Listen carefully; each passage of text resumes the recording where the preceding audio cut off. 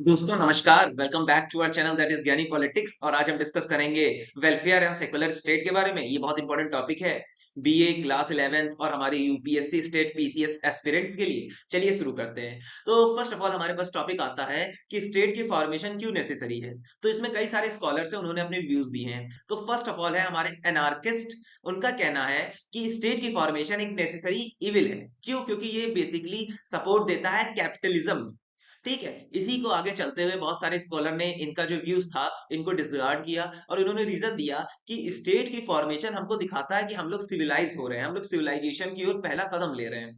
फिर इसके बाद हमारे फेमस स्कॉलर आए दैट इज अरिस्टोटाइल। उन्होंने स्टेटमेंट दी, the state came into being for mere life and it continue for the sake of good life. ठीक है, स्टेट की स्थापना इसलिए हुई थी कि एक अच्छी लाइफ बनाने के लिए एंड एक अच्छी लाइफ जी जा सके। फिर इसके बाद लस्की आए, उन्होंने कहा the state is the mean to balance the human behaviour. अब बेसिकली लस्सी कहते हैं कि स्टेट एक प्रकार की अथॉरिटी है जो बैलेंस करती है ह्यूमन बिहेवियर्स को।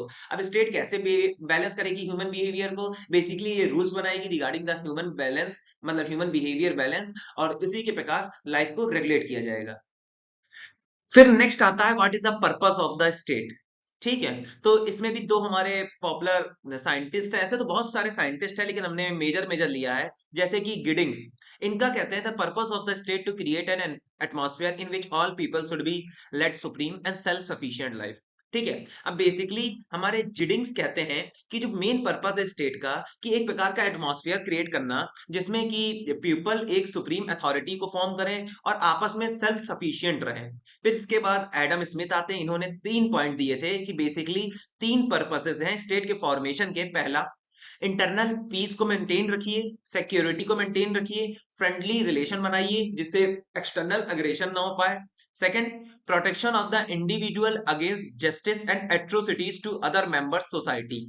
और सेकंड पॉइंट ये है, देखिए, अपने व्यक्तियों का, स्टेट के अंदर के पीपल्स का के साथ इनजस्टिस ना हो पाए। ठीक है। थर्ड पॉइंट है to stabilize different jobs public. अब ये बेसिकली एम्प्लॉयमेंट से रिलेटेड पॉइंट है। ये कहते हैं कि नई नई जॉब्स को लाइए, पब्लिक इंस्टीट्यूशन को स्टेबलाइज कीजिए और उनको मेंटेन कीजिए। ठीक है, जिसके कारण और ये पब्लिक इंस्टीट्यूशन कौन बनाएगा? Individual, group of individuals. तो दोस्तों अब हम डिस्कस करेंगे what is the function of the welfare state. तो first of all, what function should be perform by the state and what should not be perform, it has been a controversial topic. तो देखिए, ancient time में कि कौन सी duties state को perform करनी चाहिए, कौन कौन सी नहीं परफॉर्म करनी चाहिए, ये एक बहुत ही कंट्रोवर्शियल टॉपिक रहा है। ठीक है, अब जैसे कि इंडिविजुअल राइटर्स के द्वारा 3 फंक्शन है जो किसी भी स्टेट को परफॉर्म करने चाहिए। पहला, protection from the foreign aggression, बाहरी आक्रमणों से प्रोटेक्ट करना चाहिए। सेकंड, अंदरूनी इंटरनल लॉ एंड ऑर्डर को मेंटेन करना चाहिए। एंड थर्ड हमारा है कि म्यूचुअल एग्रीमेंट स्टैब्लिश किए जाए, वो भी लीगली म्यूचुअल एग्रीमेंट्स स्टैब्लिश किए जाएं। So thus it is clear that individual, अब देखिए जो ये पॉइंट है इनसे क्लियर हो जाता है कि जो इंडिविजुअलिस्ट व्यू है वो चाहता है कि जो वेलफेयर स्टेट है उनके पास कुछ लिमिटेड पावर रहे। ठीक है। अब लेकिन जो हमारे सोशलिस्ट आते हैं वो चाहते हैं कि जो हमारा स्टेट है वो हर एस्पेक्ट लाइफ पे डील करे। ठीक है, the activities of the state has been, अब जैसे कि जो हमारी कम्युनिस्ट कंट्रीज हैं, अब बेसिकली यहाँ पे ऑप्शन आता है what do you mean by communism. तो बेसिकली जो हमारी कम्युनिस्ट कंट्रीज हैं जैसे कि चाइना, रसिया, ये जो वेलफेयर स्टेट के कॉन्सेप्ट को अडॉप्ट करती हैं और स्टेट यहाँ पे कई सारे स्पेयर पे डील करने लगता है। ठीक है, अब यहाँ पे वर्ड आता है कम्युनिस्ट कंट्री। तो बेसिकली ऐसी कंट्रीज जो कम्युनिज्म को सपोर्ट करती हैं उन्हें हम कम्युनिस्ट कंट्री कहते हैं।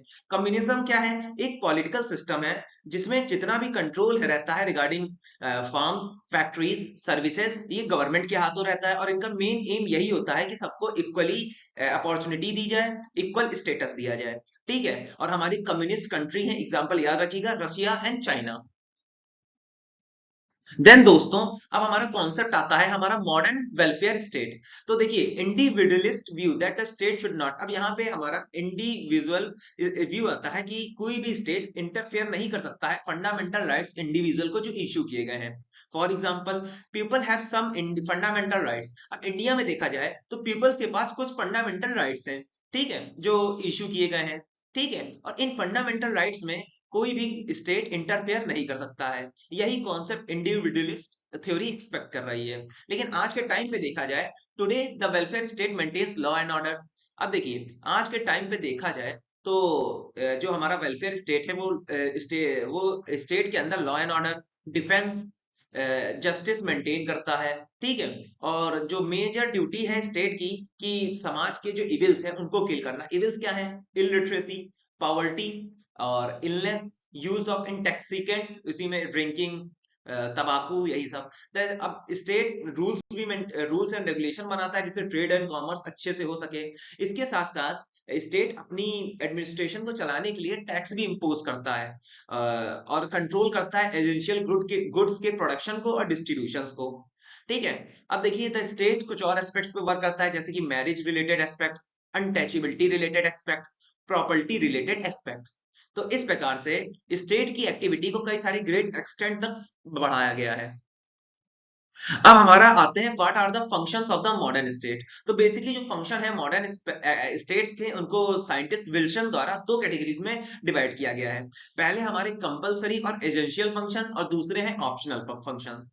तो कंपलसरी फंक्शंस को हम थोड़ा नजर मार लेते हैं। तो फर्स्ट ऑफ ऑल है कि मेंटेन लॉ एंड ऑर्डर, अपनी लाइफ और अपनी प्रॉपर्टी को प्रोटेक्ट करना किसी चोरी होने से या वायलेंस होने से। सेकंड है एक अच्छे रिलेशनशिप मेंटेन करना, किनके बीच में? हस्बैंड वाइफ और चिल्ड्रंस एंड पेरेंट्स के बीच में। और रूल्स मेंटेन बनाना regarding property. Decide the rights whether they come as a result of the agreement between individual. अब देखिए, और एक प्रॉपर जस्टिस करना सिविल मैटर्स में, ये भी हमारे कंपलसरी और एसेंशियल फंक्शंस में आते हैं। अब डिस्कस कर लेते हैं what are the optional functions. तो फर्स्ट ऑफ ऑल इसमें पहला आता है कि एक रेगुलेशन मेंटेन करना ट्रेड और कॉमर्स में, कि इतना ही निर्यात होगा, इतना ही एक्सपोर्ट होगा, इतना ही इंपोर्ट होगा। अब कुछ ऐसे रूल बनाना जिससे लेबर्स को प्रॉफिट हो। मतलब एक पर डे आवर्स, कितने आवर्स में लेबर्स काम करने चाहिए उनको तय कर देना, एक फिक्स्ड इनकम तय कर देना।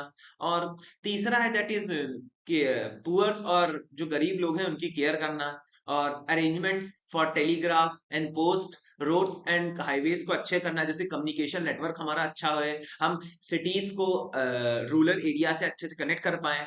और फिफ्थ पॉइंट है that is to make the agreement for import and export and make law in this regard.